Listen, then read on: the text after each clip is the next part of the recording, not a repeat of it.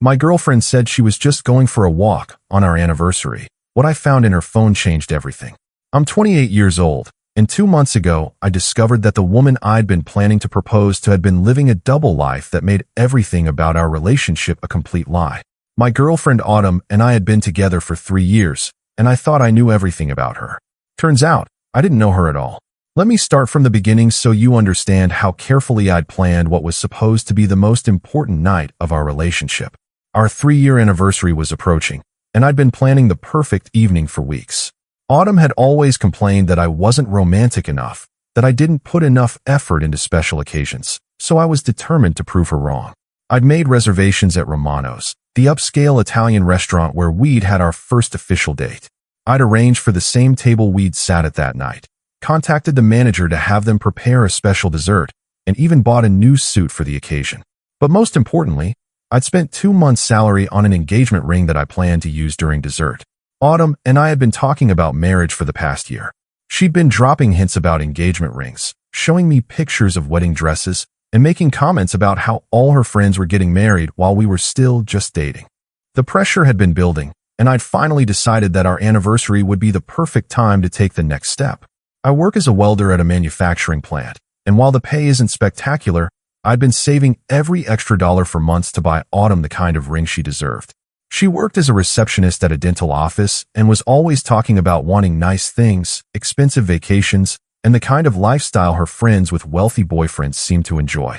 The ring I'd chosen was a compromise between what I could afford and what I thought would make her happy.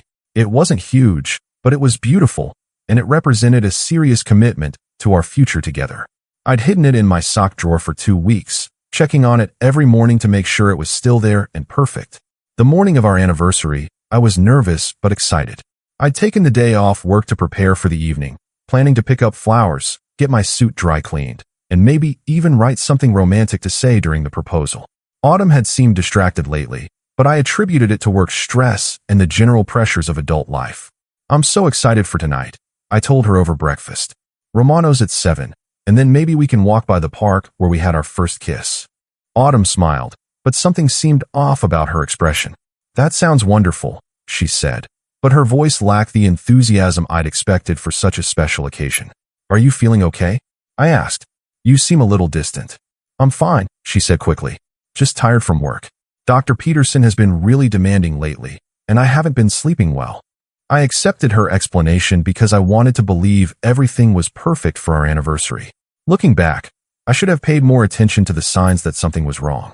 Around noon, while I was getting ready to run my errands, Autumn announced that she was going for a walk to clear her head before our big evening. She said she wanted to be in the right mindset for our anniversary dinner and needed some fresh air and exercise to shake off her work stress. I might walk down to the coffee shop and get something to drink, she said, grabbing her purse and phone. I'll be back in a couple of hours to get ready. I thought it was sweet that she wanted to be at her best for our anniversary. Take your time, I said. I have some errands to run anyway. I'll see you when you get back. Autumn kissed me goodbye, and I noticed she seemed more affectionate than she'd been in weeks. She held the hug a little longer than usual and told me she loved me with what seemed like extra emotion. At the time, I thought she was just as excited about our anniversary as I was. After she left, I spent the afternoon taking care of final preparations. I picked up the flowers I'd ordered, collected my suit from the dry cleaner, and stopped by Romano's to confirm our reservation and the special dessert arrangement. Everything was falling into place perfectly, but when I got home around 4 p.m., Autumn still wasn't back from her walk. I wasn't worried initially. She sometimes lost track of time when she was out with friends or running errands. But as 5 p.m. came and went, I started getting concerned. I tried calling her phone, but it went straight to voicemail. I sent a text asking when she'd be home, but got no response. By 6 p.m., I was genuinely worried that something might have happened to her. That's when I noticed her laptop was still open on the kitchen counter, logged into her email account. Normally, I would never have looked at Autumn's private messages, but I was concerned about her safety and thought maybe she'd mentioned her plans to someone else.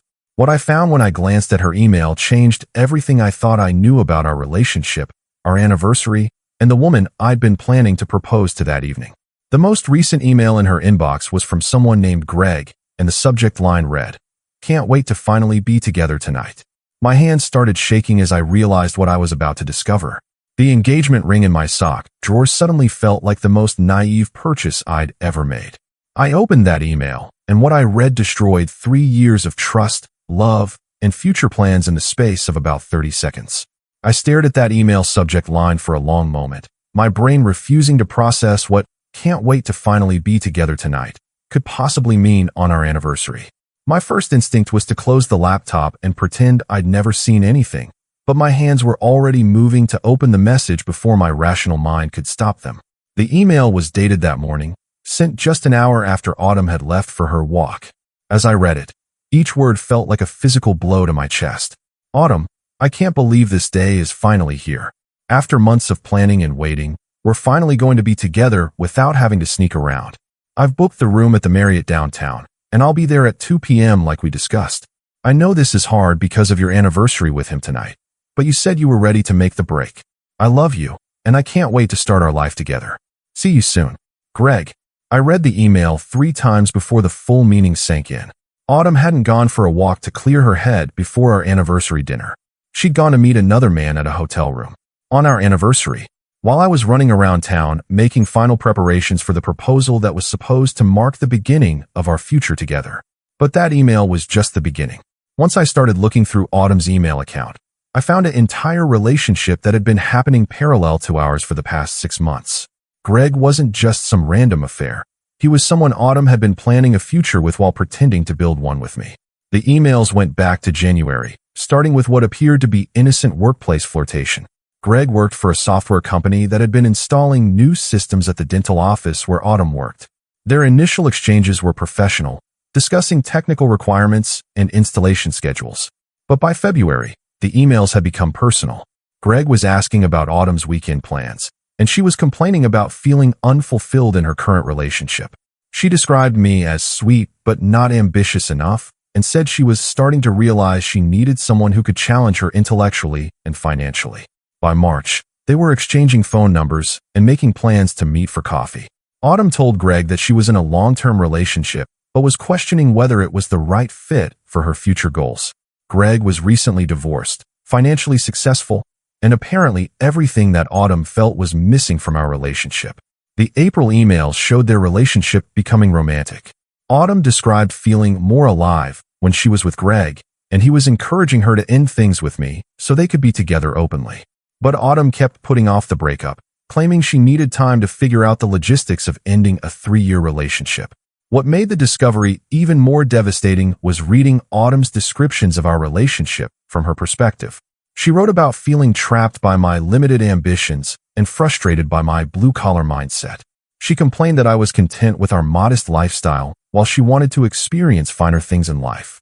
In one particularly brutal email from May, Autumn wrote, "He's planning something special for our anniversary, and I think it might be a proposal.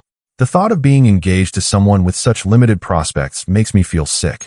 I can't spend the rest of my life pretending to be happy with mediocrity." Reading those words while sitting in the apartment we shared, surrounded by the life we'd built together, was devastating. Everything I'd thought was real, our shared dreams, our love, our plans for the future, had been a performance on Autumn's part while she planned her escape with someone she considered more worthy of her time. The recent emails revealed that Autumn and Greg had decided our anniversary would be the perfect day for her to finally end our relationship. Their plan was for Autumn to meet Greg at the hotel, spend the afternoon together, and then come home to break up with me before our dinner reservation. "I'll tell him I've been thinking about our future and realized we want different things," she'd written to Greg just 3 days earlier. "It's better to end things now before he wastes money on an expensive anniversary dinner. I'll be free to be with you by tonight." But apparently, Autumn had changed her mind about the timing. In her most recent exchange with Greg that morning, she'd written, "I know we planned for me to break up with him today, but I'm having second thoughts about the timing. Maybe I should wait until after tonight so I don't seem completely heartless.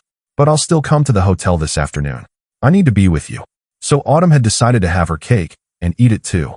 She was planning to spend the afternoon with her lover at a hotel, then come home and play the devoted girlfriend for our anniversary dinner, all while knowing she intended to dump me in the next few days. I sat in our kitchen, surrounded by the flowers I'd bought for our anniversary and the suit I'd planned to wear to propose, reading about how the woman I loved was describing our relationship as a burden she was planning to escape. The engagement ring in my sock drawer suddenly felt like evidence of the most expensive mistake I'd ever almost made.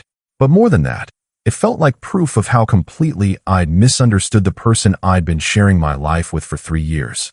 I checked the time. It was 6:30 p.m. Autumn would probably be home soon from her hotel rendezvous, ready to play the loving girlfriend for our anniversary dinner while secretly planning our breakup. But I wasn't going to sit there and let her perform one final act of deception. I had a different plan for how our anniversary evening was going to unfold. I closed Autumn's laptop and sat in our kitchen for about 20 minutes, trying to process the magnitude of her betrayal while deciding how to handle the situation. My first instinct was to pack my things and disappear, leaving her to figure out what had happened when she came home to an empty apartment. But the more I thought about it, the more I realized that would let her off too easily. Autumn had spent months lying to me while planning her exit strategy with another man. She described our relationship as mediocre and our future as something that made her feel sick. She'd been using our anniversary as cover for an afternoon with her lover while preparing to dump me after letting me waste money on an expensive dinner. I decided she deserved to face the consequences of her choices directly. I took the engagement ring out of my sock drawer and put it in my jacket pocket, not because I planned to propose, but because I wanted her to see exactly what her deception had cost both of us. Then I printed out several of the most damaging emails between Autumn and Greg, including the ones where she described me as having limited prospects and where they'd planned to use our anniversary for their affair. At 7:15 p.m., I heard Autumn's key in the front door. I was sitting at our kitchen table with the printed emails spread out in front of me, waiting for her to discover that her double life had been exposed. "Hey baby, I'm sorry I'm so late," she called out as she walked in. My walk turned into coffee with a friend, and we totally lost track of time. "I need to shower quickly, and then we can head to dinner." Her voice was bright and cheerful, like someone who'd spent the afternoon at a hotel with her lover and was now ready to play the devoted girlfriend for one final performance. "Autumn," I called out, "can you come in here for a minute? We need to talk before dinner." She appeared in the kitchen doorway, and I could see her face change the moment she noticed the papers spread across the table. The guilty expression that flashed across her features told me everything I needed to know about how she'd really spent her afternoon. "What's all this?" she asked, but her voice had lost its cheerful tone. "These are printouts of your emails with Greg," I said calmly. "I got worried when you didn't come home from your walk, so I checked your laptop to see if you'd mentioned your plans to anyone. Imagine my surprise when I discovered you weren't actually walking anywhere." Autumn's face went completely white. She stood frozen in the doorway like she was trying to decide whether to run or attempt some kind of explanation. "I can explain," she said finally, but her voice was shaky and unconvincing. "Please do," I said, gesturing to the chair across from me. "I'm particularly interested in your explanation for spending our anniversary afternoon at the Marriott with your boyfriend while I was picking up flowers for our dinner." Autumn sat down heavily, staring at the emails like she couldn't believe her private communications were now evidence of her betrayal. "It's not what you think," she said, but even she seemed to realize how ridiculous that sounded given the explicit nature of the emails. "Really?" I asked.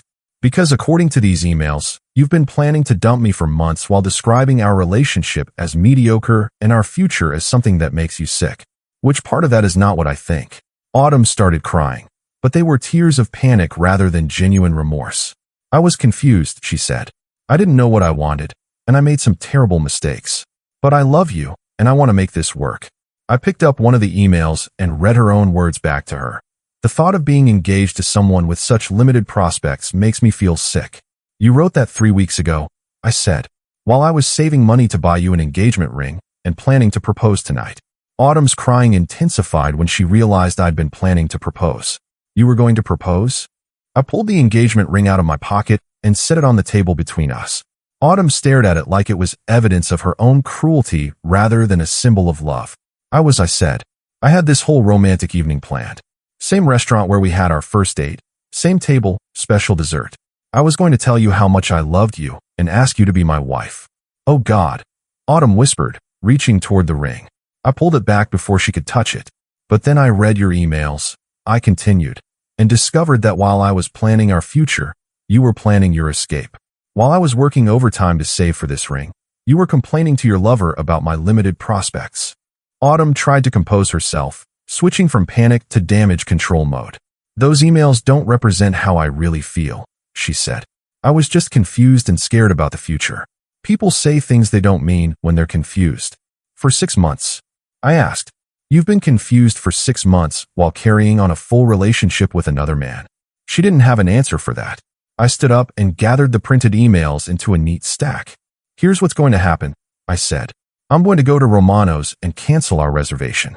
Then I'm going to start packing my things, because clearly our relationship has been over for months, and I'm the only one who didn't know it. Please don't do this, Autumn begged. We can work through this. I'll end things with Greg, and we can go to counseling, and I held up my hand to stop her. Autumn, you spent our anniversary having sex with another man while I was buying flowers for our dinner. There's nothing to work through. I walked toward the door, leaving her sitting at the table with the engagement ring and the evidence of her betrayal. Oh, and Autumn, I said, turning back one final time. Greg is welcome to have someone who thinks my career and prospects are mediocre.